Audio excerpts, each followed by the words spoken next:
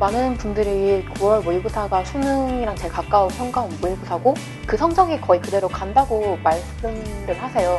내가 지금 이게 하는 방식이 맞나 이렇게 회의감이 들 때도 많았고 그랬는데 잘 봤다고 자만할 필요도 없고 못 봤다고 이렇게 실망할 필요도 없는 것 같아요. 그냥 내 현재 위치랑 내가 공부 잘하고 있는지 정도만 파악하면 되지. 지금 하고 있는 게 다 쌓여서 나중에 수능 때 가서 확 오를 수도 있는 거고 하니까 내가 어떻게 시험을 볼 것인가 그것만 생각하고 9월 이후 2달을 달려가야 된다고 생각합니다.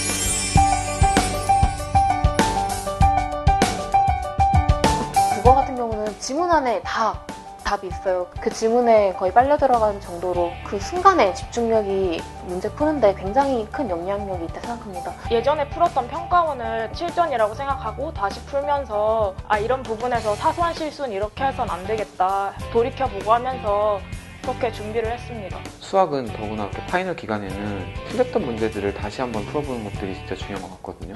Y를 써서 왜 틀렸는가를 적고 How를 써서 어떻게 하면 이 부분을 개선시킬 수 있는가 이렇게 적으면서 Y라는 부분에서는 자신의 개념 오류 그 부분을 적었고요. 그리고 How의 방법에서는 개념 오류를 어떻게 제대로 된 방법으로 풀 수 있는가 그 부분을 적었습니다. 시간 급할 때 그럴 때는 Y, How만 보더라도 어떻게 하면 문제 풀 수 있는지 간단하게 알 수 있어서 굉장히 좋았습니다. 영어 같은 경우에는 일단 단어를 모르면 그 문제 풀 때 많이 당황하고 결국 못 푸는 경우까지 갈 수 있기 때문에 하루에 단어 시간을 1시간에서 2시간 정도를 아예 잡고 100에서 200단어 정도로 늘 외우고 늘 복습하고 EBS 연계가 좀 그게 체감이 많이 되는 그런 과목이어서 헷갈릴 수 있는 개념이나 그런 부분을 다져가는 기간이라고 생각을 해서 파이널 강의 들으면서 수능을 대비했었습니다. 탐구 같은 경우에는 개념 정리를 완벽하게 하려고 노력을 했어요. 인강을 들으면서 자기가 들었던 내용을 완벽하게 이해하고 기출문제를 통해서 문제를 몇 번 풀어보면 자기화할 수 있는 것 같거든요. 거의 5개년치 모의고사를 A4용지에 풀어서 시험지 위에다가 오답노트를 계속 작성해서 그것도 모아서 계속 상기하면서 그런 식으로 공부했었습니다. 전 인강을 통해서 취업 과목을 좀 극복했던 것 같아요.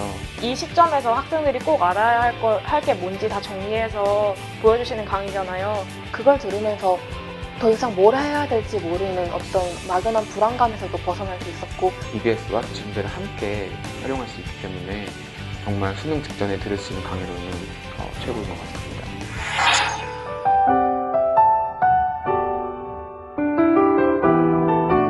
슬럼프는 아마 수능이 별로 남지 않았을 가을쯤에 왔던 것 같아요. 여러 가지 불안한 생각들이 겹치면서 점점 처지고 나는 안 될 것 같아 이렇게 부정적인 생각만 드는 거잖아요. 공부가 안 될 때마다 메가 스터디 플래너 밑에 이렇게 적었어요.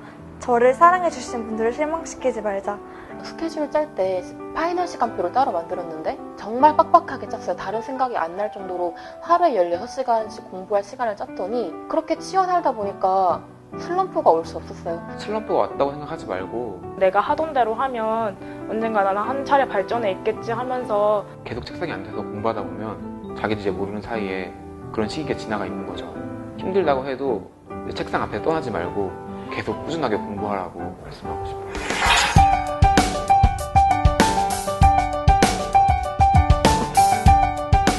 사실 이제 2학기 되고 수능이 가까워지면 계획표를 잘 안 쓰거든요. 그러니까 계획표를 안 짜고 공부하다 보면은 내가 편한 과목만 공부를 하게 돼요. 한 주 시작하는 일요일 밤에 월요일부터 아침부터 오늘은 무슨 공부를 하겠다 다 적어놓고 자기가 몇 시간 공부할 수 있는가 그것을 먼저 체크를 하고 그거보다 조금만 더 계획을 짜서 매일매일 조금씩 더 공부한다는 생각으로 공부하면 될 것 같고요. 고등학교 내내 보통 점심 먹으면 졸리고 수업 시간에 재미없는 수업이면 졸고 그러잖아요. 그런데 나중에 수능 때 혹시 문제가 될까봐 완전히 수능 체제로 하고 화장실 가는 시간도 수능 시간에 그 쉬는 시간에 맞춰서 가도록 노력하고 토요일 날 항상 수능 시간이랑 똑같이 시간을 재서 모의고사를 풀었어요. 그래서 매주 시험을 보다 보니까 수능이 시작하는 한 8시 반 이쯤에는 맑은 정신으로 공부를 할 수 있게 되거든요. 수능 날에도 늘 하던 것처럼 했어요. 아침에 똑같이 커피를 마시고 똑같은 시간에 화장실을 가고 그러니까 졸리지도 않고 수능도 좋은 컨디션을 볼 수 있었습니다.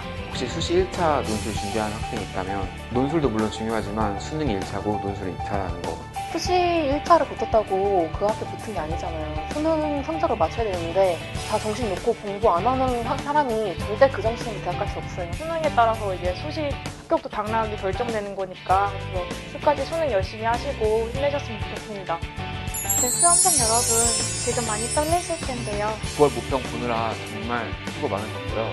힘든 만큼 결국 오르막길을 걸어 올라가는 거기 때문에 모두 붙어서 보상 받을 수 있을 겁니다. 끝까지 최선을 다하셔서 자신이 원하는 대학교에 꼭 합격하시고요. 좋은 성적 거두시길 바랄게요. 수험생 여러분들 화이팅!